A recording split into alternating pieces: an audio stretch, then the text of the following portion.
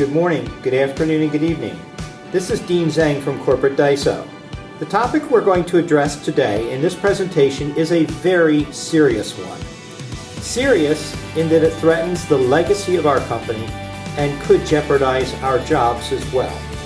We've paid particular attention to our core values in our production. This video is strictly for internal use only. Thank you. Hi Eric, it's good to see you today. Why don't you take a couple of minutes to introduce yourself to our audience, and if you would please tell us why you're holding a toy fishing rod. Hi Dean, good to see you too, and you're wondering about this, huh? Big time. Okay, so I'm Eric Heim with the Corporate DISO organization, and I am the Education, Awareness, Training, Communications Leader in DISO. And one of the things I've been doing over the past few years, Dean, is conducting a phishing exercise, and that's not F-I-S-H, it's P-H-I-S-H, and you're going to be talking a little bit more about that in this presentation.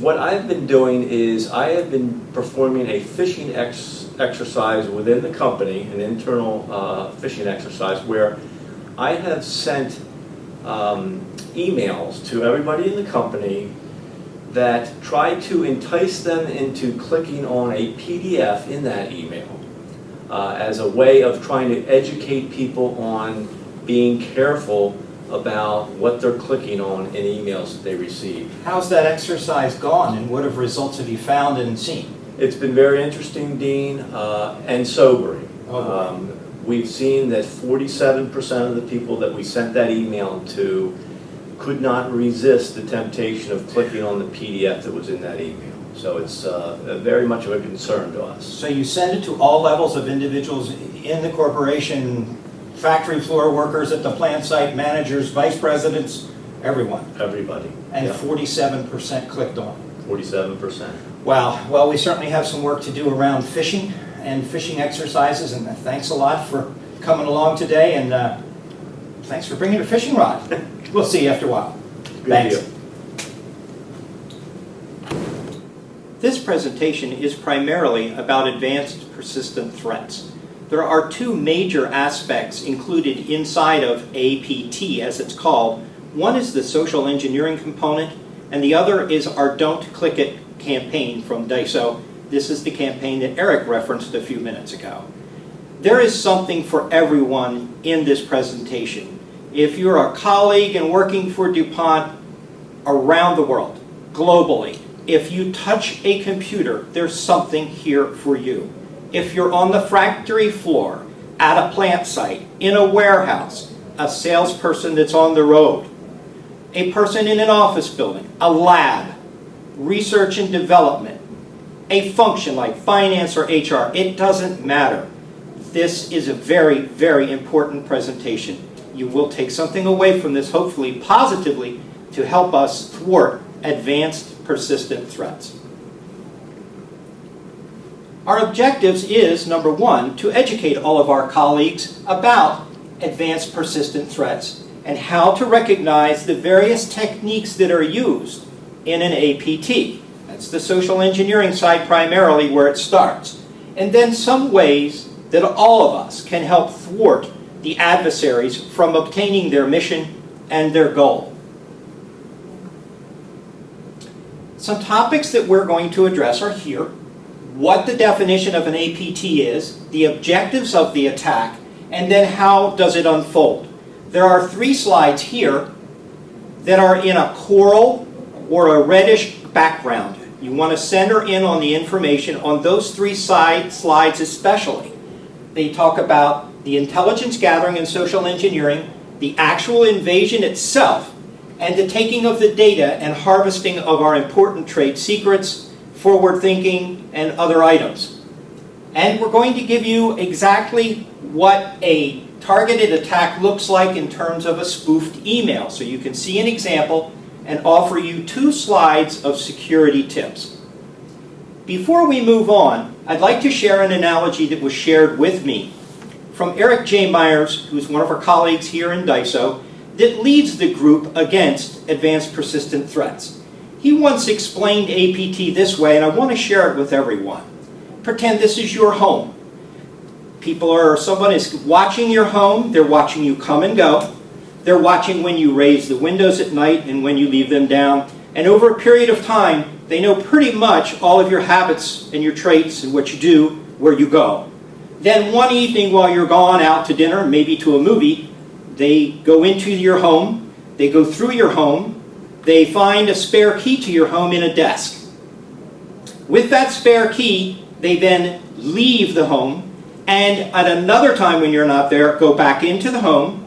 They have unfettered access to the inside of your home, and while they're in your home, or where you live, they start to look for documents and other things that may be part of your identity, or other things of value. They go in and out undetected for a long period of time. You don't know that they're there. This is how an advanced persistent threat works in the world we live in today. It's a simple analogy, but the point is, it's very small. We're going to scale this up significantly. An advanced persistent threat is not a single individual looking at a home. It's a proverbial army of people. And these people are extremely well-funded and well-organized. They are not just hackers. They are a group of highly trained and specialized technical folks with a lot of skills and a lot of experience. And they go about a mission to systematically compromise the United States government as well as commercial entities such as ourselves. So they have a mission, and they're going to execute whatever it takes to complete their mission. Because they're well-funded and organized, they will do it. They have a great deal of intelligence gathering techniques at their disposal. Because they're well-funded, they can place folks in different places for social engineering attacks, and they have the highly trained individuals behind the scene. They give priority to a specific task, goal, or objective, and it's very obvious once they start. It's a threat because they have capability and intent, and it's such a coordinated effort. This is not something that happens quickly. This is something that can happen over a prolonged period of time. So that's what an APT is. Let's talk about the first choral slide and how an advanced persistent threat begins. It all starts with social engineering. This is very important. They will gather information from public websites. It could be from DuPont.com. They'll snoop out on social networking sites like Facebook, and they'll use direct connects in academia. The direct connects in academia we have to be very, very careful about. DuPont is very, very focused on doing collaboration with academia. However, those that do that collaboration must be very, very careful in what they share. Is it DuPont information such as a trade secret or intellectual property? They do targeted phone calls where they actually make phone calls, pretend to be someone else, and try and get information or information about different individuals and what their relationships might be. They use email links like phishing that Eric mentioned. We'll show you one as I mentioned before, and spoofed emails as a result. What's a spoofed email? A spoofed email is an email that comes to you, either at home or at work. It looks like it came from a person that you know, but it really didn't. So these are some pieces of the puzzle that are gathered and put together using social engineering techniques to begin the process of the advanced persistent threat activity. Once they gather this social information, they attempt to leverage software out of date, and I must explain that a little bit. There are three primary auxiliary pieces of software that are on most computers in DuPont. Adobe Reader is one, Adobe Flash is another, and a product called Java. These three pieces of software sometimes have security holes in them. Those security holes, or lapses in those particular little utilities that are used, give a crack and an edge for these highly technical people to gain access to the network. It's very important that we keep those three pieces of software up to date. I want to say a little bit more about Java. There are certain applications in certain technical fields where certain levels of Java must be maintained for the applications to work. So those folks that are in engineering, engineering design, research and development, and laboratories, some at plant sites, need to check with their local IT support before upgrading Java. In general, everyone that's watching this, please update Adobe Reader when you're asked, Adobe Flash when it's prompted, when you're prompted on the screen, and Java unless you're in a technical area. They use USB memory sticks as a way and a manner to get in. There are reports where USB sticks have been dropped on the ground in a parking lot. People pick them up and they can't resist the temptation. Just like Eric said in the phishing exercise to click the link, they can't resist the temptation to put the memory stick in their computer. A small piece of software that's on that memory stick that can't be seen executes. It runs. It injects code into our system via the USB stick. What they do next is they try and steal privileged credentials. These privileged credentials may be special system server passwords and usernames, as well as other people's usernames and passwords, their credentials that they've gained through the previous step, social engineering. Following the theft of the credentials, they then create back doors into the network. Let's go back to the analogy of the little house. They had a key. They could come and go as they wished. They were in undetected. The creation of a back door in our network is exactly the same as the home example, only it's a little larger, much larger. The total evasion of traditional controls, antivirus, etc., what that means is because they have entered our network using social engineering, then getting passwords and code inside of our system, they have bypassed our antivirus software because it's all custom code.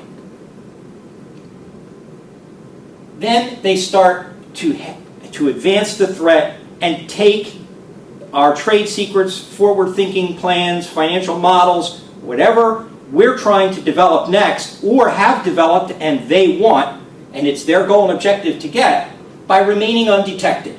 They siphon the data from DuPont, and while they're siphoning it, they identify additional targets, other things that they want to go after and get. They steal the identity of individuals and they learn more relationships between folks that are in DuPont.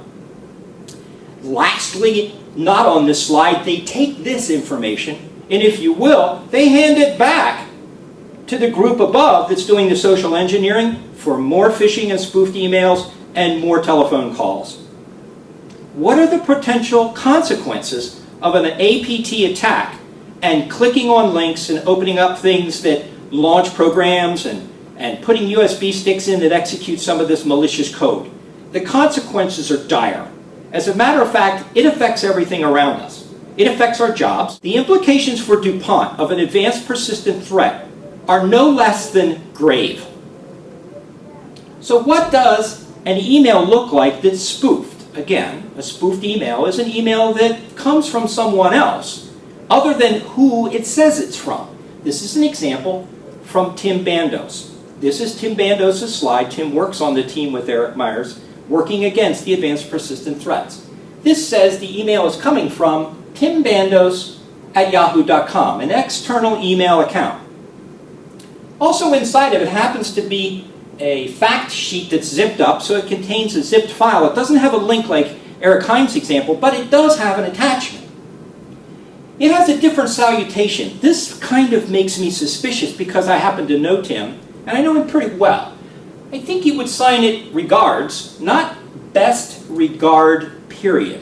That seems a little peculiar just because I know Tim.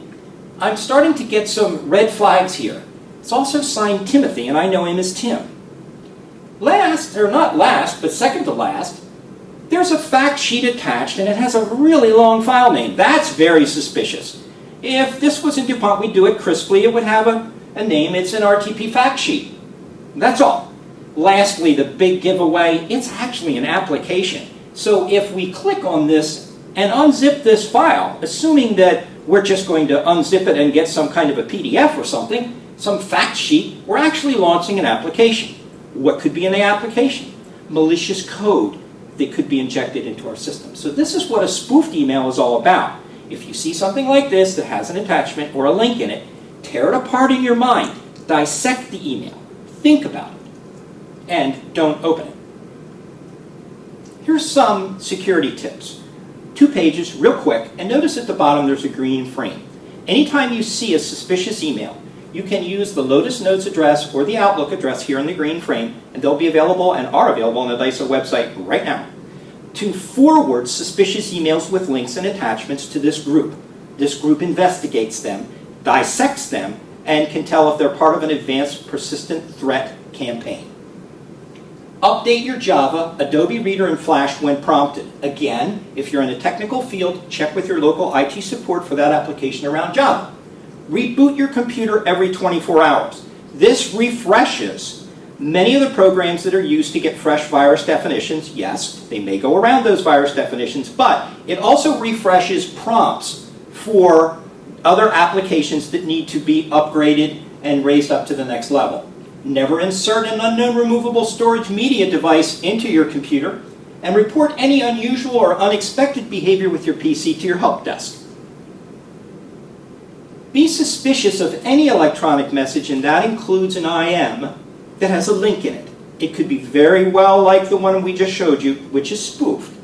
And anytime you receive a telephone call from someone that you don't know, think about the principle of least privilege.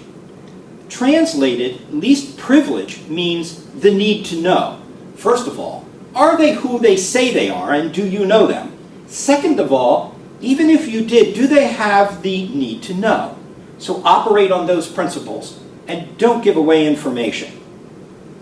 Limit the personal information that you post about yourself on social networking sites, because folks do assemble this, who's working with who, and so on and so forth, and they feed it into the process that we showed you on the 3 Coral slides. Social engineering, getting in with the malicious code, harvesting the data, getting more information, and so on.